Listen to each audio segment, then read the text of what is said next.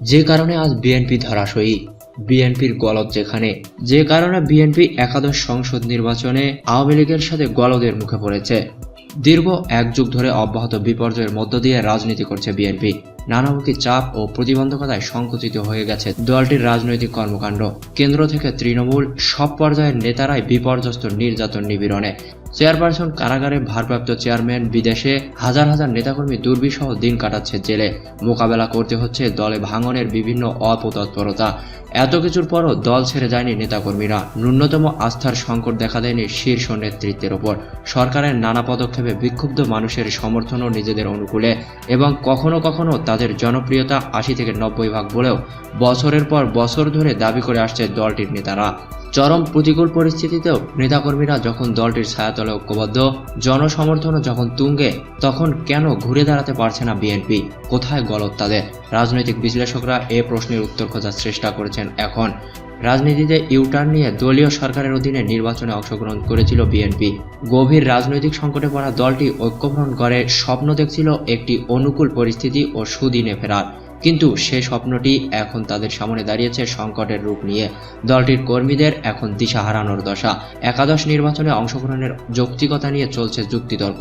দলটির নেতারাই বলছেন, এবারের নির্বাচন অংশগ্রহণ ছিল তাদের সামনে এক অনিবার্য বাস্তবতা। প্রবল যুক্তিগ্রাহ্য কোনো বিকল্প ছিল না তাদের সামনে। বিএনপির স্থায়ী কমিটির সদস্য ডক্টর আব্দুল মঈন খান বলেছেন, এবারের নির্বাচনে বিএনপির অংশগ্রহণের পেছনে অনেক যুক্তি ছিল। তদুপরি এই নির্বাচনের মাধ্যমে দুটি জিনিস স্পষ্টভাবে প্রমাণিত হয়ে গেছে। প্রথমত, আওয়ামী লীগের দলীয় সরকারের অধীনে এ দেশে কোনোদিনও সুষ্ঠু ও নিরপেক্ষ নির্বাচন হবে না। দ্বিতীয়ত, ২০১৪ সালে বিএনপি নির্বাচনে না যাওয়ার সিদ্ধান্তটি সঠিক বলেও প্রতিপন্ন হয়েছে। নির্বাচনে অংশগ্রহণের চেয়ে নির্বাচন পরিচালনায় দলটির নীতি নির্ধারক ফোরামের পদক্ষেপের প্রাজ্ঞতা ও দূরদর্শিতা নিয়েই কথা হচ্ছে বেশি। ২০১৫ সালের অদূরদর্শী টানা আন্দোলনের খেসারত হিসেবে পরের ৪ বছর অনেকটা নীরবে কেটেছে বিএনপির। প্রশাসনের অনুমতি জটিলতায় তাদের কর্মকাণ্ড ছিল নিয়ন্ত্রিত। কিন্তু একাদশ জাতীয় নির্বাচনকে কেন্দ্র করে নেতাকর্মীরা ঘুরে দাঁড়িয়ে রাজনীতির মাঠে সক্রিয় হবে, এমনটাই ভাবছিলেন দলটির নীতি নির্ধারক ফোরাম। তারই প্রেক্ষিতে নির্বাচনের দিন ফজরের নামাজের পর দল বেঁধে কেন্দ্রে যাওয়া, ভোটদানের পর ফলাফল ঘোষণা না হওয়া পর্যন্ত কেন্দ্র পাহারা দেওয়ার ঘোষণা দিয়েছিল বিএনপি। বাস্তবে ভোট রক্ষা ও ভোট কেন্দ্র পাহারায় কার্যকর কোনো পদক্ষেপ নিতে পারেনি তারা, গড়তে পারেনি ন্যূনতম প্রতিরোধ। কিন্তু তার জন্য যে প্রস্তুতি দরকার, সেটা কি সত্যি বিএনপির ছিল? তৃণমূল নেতাকর্মীদের কি নির্বাচন পরিচালনায় সুনির্দিষ্ট নির্দেশনা দিতে পেরেছিলেন দায়িত্বশীল নেতারা? নির্বাচন পরিচালনায় বিএনপির পদক্ষেপগুলো বিশ্লেষণ করে অনেকেই তার কয়েকটি দিক চিহ্নিত করেছেন। তারা বলেছেন, দলীয় মনোনয়ন প্রদানে রীতিমতো ছেলে মানুষই করেছে বিএনপি। অনির্ধারিত প্রতিকূল পরিস্থিতিতে যেন প্রার্থী শূন্যতা তৈরি না হয়, তার জন্য বেশিরভাগ আসনেই একাধিক নেতার হাতে দেওয়া হয়েছিল প্রাথমিক মনোনয়নপত্র। নানা দিক যাচাই বাছাই করে নয়, দলের মনোনয়ন চিঠিটি বিতরণ হয়েছিল রীতিমতো হরিলুটের স্টাইলে। এক একটি আসনে ৭ থেকে ৮ জনকে পর্যন্ত চিঠি দেওয়া হয়েছিল, যা মূল প্রার্থীর জন্য কোনো কোনো ক্ষেত্রে তৈরি করেছে বিব্রতকর পরিস্থিতি।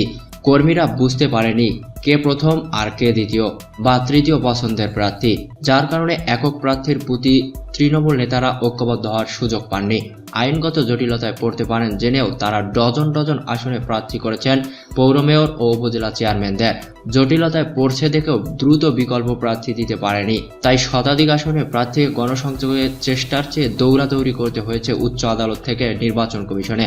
বহু আসনে জনপ্রিয় রাজনৈতিক ও সাংগঠনিকভাবে গুরুত্বপূর্ণ প্রার্থীদের বদলে মনোনয়ন দেওয়া হয়েছিল অখ্যাতদের। কিছু আসনে দীর্ঘদিন দলের সঙ্গে সংশ্লেষ ও নেতাকর্মীদের সঙ্গে সম্পর্কহীন নেতার হাতে তুলে দেওয়া হয়েছিল ধানের শীষের প্রতীক।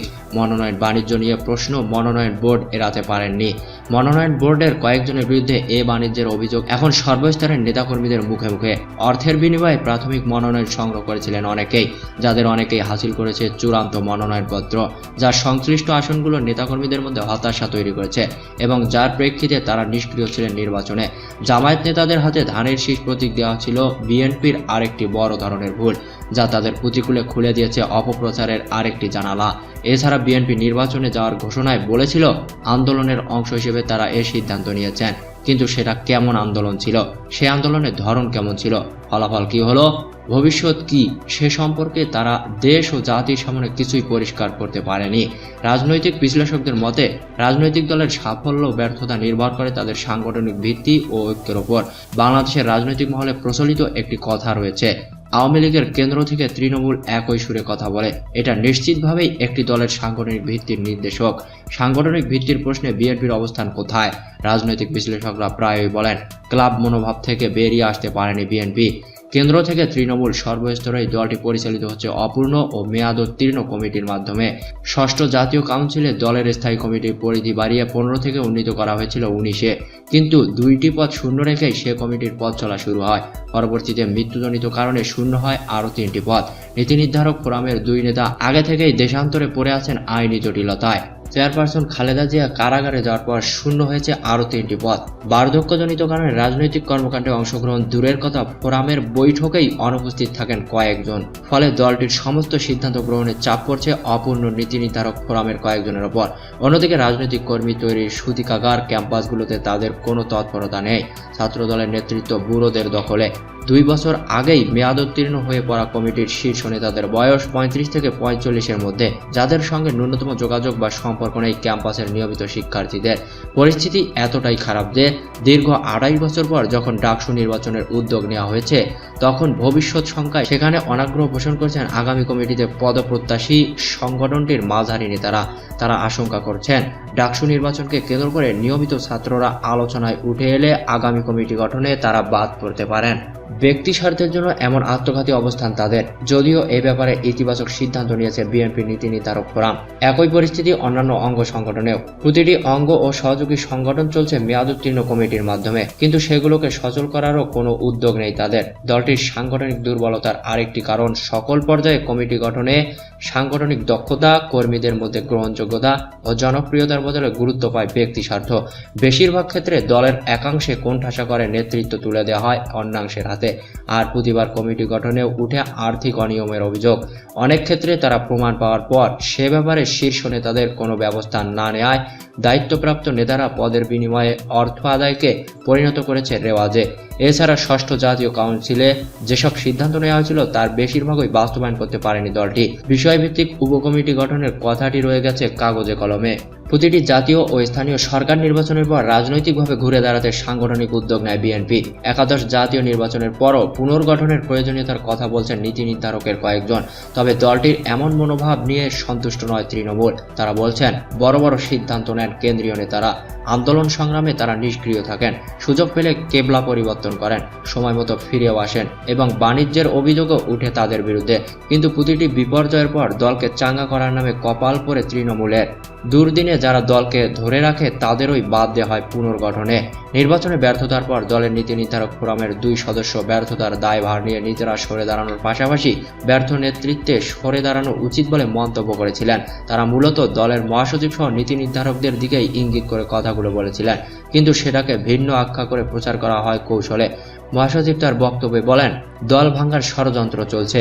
রাজনৈতিক বিশ্লেষকরা মনে করেন, খালেদা জিয়া ও তারেক রহমানকে সামনে রেখে তৃণমূল নেতাকর্মীদের আবেগ উস্কে দিয়ে ব্যর্থরা নিজেদের ব্যর্থতা আড়াল করে নিচ্ছেন। বিশ্লেষকরা বলছেন, মহাসচিব হিসেবে ইতিবাচক ও নেতিবাচক 2 দিকই রয়েছে মির্জা ফখরুল ইসলাম আলমগীরের। মার্জিত ব্যবহার, সজ্জন ও পরিচ্ছন্ন ইমেজের অধিকারী হিসেবে রাজনীতিতে তার গ্রহণযোগ্যতা ভালো, কিন্তু তিনি কতটুকু সাংগঠনিক সেটা নিয়ে প্রশ্ন তোলা যায়। দীর্ঘ 1 দশক মহাসচিব হিসেবে সাংগঠনিক সফরকে গুরুত্ব দেননি তিনি।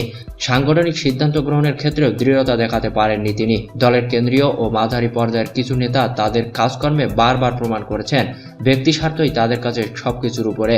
পঞ্চম জাতীয় সংসদে জামায়াতের সমর্থন নিয়ে সরকার গঠন করেছিল বিএনপি, কিন্তু শেষের দিকে তত্ত্বাবধায়ক সরকারের দাবিতে শরিক হয়েছিল তৎকালীন বিরোধী দল আওয়ামী লীগের টানা আন্দোলনে। সপ্তম সংসদের শেষ দিকে এসে তারা আবার বিএনপির নেতৃত্বেই করেছিল নির্বাচনী জোট। 2001 সালের জাতীয় নির্বাচনে সে জোট ফলপ্রসূ হয়েছিল, কিন্তু 111 থেকে 2 দলের ভেতরকার ঐক্য ফাটল ধরে। দিন দিন সে ফাটল বাড়লেও অদৃশ্য কারণে তার চূড়ান্ত রূপ নেয়নি। জামায়াতের সঙ্গে জোট করা ও জামায়াত নেতাদের মন্ত্রী করে গাড়িতে পতাকা উড়ানোর সুযোগ দিয়ে আওয়ামী লীগের পাশাপাশি বামপন্থী রাজনৈতিক দল ও সুশীল সমাজের অপ্রিয় হয়ে ওঠে বিএনপি। জামায়াতের কারণে দেশে বিদেশে হতে হয় অপপ্রচারের শিকার। 1 যুগ ধরে হজম করতে হয় সরকার সহ আন্তর্জাতিক মহলের চাপ। কিন্তু বছরের পর বছর ধরে অব্যাহত চাপের মুখে রহস্যময় আচরণকারী জামায়াতের ব্যাপারে একটি সিদ্ধান্তে আসতে পারেনি বিএনপি। একাদশ জাতীয় নির্বাচন ছিল কৌশলে তাদের সম্পর্ক ছিন্ন বা দৃশ্যত সম্পর্ক ছিন্ন করে ভেতরগত ঐক্য ধরে রাখার। কিন্তু কোনোটিই করতে পারেনি তারা, বরং জামায়াত নেতাদের ধানের শীষ প্রতীক দিয়ে নতুন এক বিতর্কের জন্ম দিয়েছেন নীতি নির্ধারক নেতারা। সবশেষে একটি কথাই বলতে চাই, আর তা হলো ভিডিওটি যদি আপনার ভালো লেগে থাকে তাহলে অবশ্যই লাইকে ক্লিক করবেন। পাশাপাশি আপনার যদি মনে হয় ভিডিওটি কমেন্ট ও শেয়ারের উপযোগী, তাহলে দয়া করে আপনার গুরুত্বপূর্ণ কমেন্ট করে আমাদেরকে জানাবেন এবং শেয়ার করতে অবশ্যই ভুলবেন না। আর যদি এখনো আমাদের চ্যানেলটি সাবস্ক্রাইব না করে থাকেন তাহলে এক্ষুনি সাবস্ক্রাইব করার পর বেল আইকনে ক্লিক দিয়ে আমাদের এই পরিশ্রমের মূল্যটুকু দিবেন। আপনার কাছ থেকে এই পাওনাটুকুই আমাদের পরবর্তী কাজের উৎসাহ যোগাবে। এবারের মতো বিদায় নিচ্ছি। ধন্যবাদ। খোদা হাফেজ।